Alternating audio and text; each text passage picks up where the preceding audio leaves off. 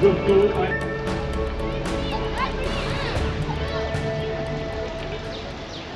নৱম কামৰূপ জিলা ভিত্তিক সাঁতোৰ প্ৰতিযোগিতা সৰুসজাই ডক্টৰ জাকিৰ হুছেইন ক্ৰীড়া প্ৰকল্পত ইতিমধ্যে দেখিছে আপোনালোকে অনুষ্ঠিত হৈ আছে।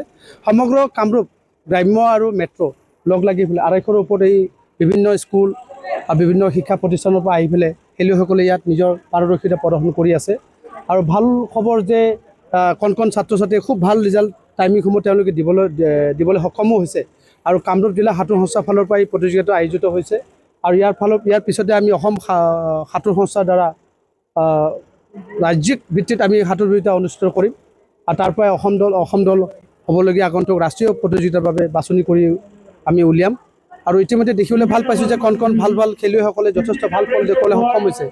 আৰু আমাৰ যিটো প্ৰচেষ্টা সন্মানীয় সম্পাদক ভাস্কৰ ৰঞ্জন দাসদেৱৰ যিটো প্ৰচেষ্টা ৰাষ্ট্ৰীয় আন্তঃৰাষ্ট্ৰীয় পৰ্যায়ত ইতিমধ্যে এছিয়ান গেমছ সময়ত আপুনি অসমৰ সন্মুখত আছে এছিয়ান গেমছ। গতিকে ভাৰতীয় সাঁতোৰ দলত ইতিমধ্যে অসমৰ খেলুৱৈ তাতে স্থান লাভ কৰিবলৈ আমিও আত্মবিশ্বাসী।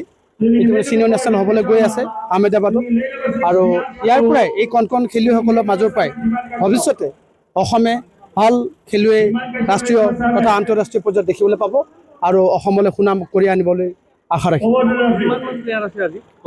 আজি 250ৰ ওপৰত গ্ৰাম্য আৰু কামৰূপ মেট্ৰ' আৰু গ্ৰাম্য লগ লাগি পেলাই বিভিন্ন স্কুল তথা চৰকাৰী বেচৰকাৰী শিক্ষা অনুষ্ঠানৰ পৰা ইয়াত খেলুৱৈসকলে অংশগ্ৰহণ কৰিবলৈ আহিছে। কিমান কেটেগৰীত আৰু কি এইটো আমাৰ 7টা ল'ৰা আৰু 7টা ছোৱালী বিভাগত লৈ সৰ্বমুঠ 14টা কেটেগৰীত এই খেলসমূহ হৈছে। আমি ইনস্পাইৰেশ্যনৰ কাৰণে তদলাৰ বিভাগতো আমি খেল ৰাখিছোঁ। আৰু সেইসকলে কণ খেলুৱৈ যাতে উৎসাহিত হৈ যায়, ভৱিষ্যতে যাতে ভাল ফল দেখুৱাবলৈ আগবাঢ়ি আহে, পিতৃ মাতৃসকলেও অভিভাৱকসকলেও যাতে আগবাঢ়ি আহে উৎসাহিত হয়, তাৰ বাবে এই সাঁতোৰ সংস্থাৰ ফালৰ পৰা এই ব্যৱস্থাটো ৰখা হৈছে।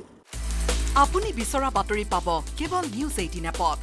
নিউজ 18 এপ ডাউনলোড কৰিবলৈ স্কেন কৰক এই QR কোড। গুগল প্লে ষ্টৰতো পাব এই নিউজ 18 এপ।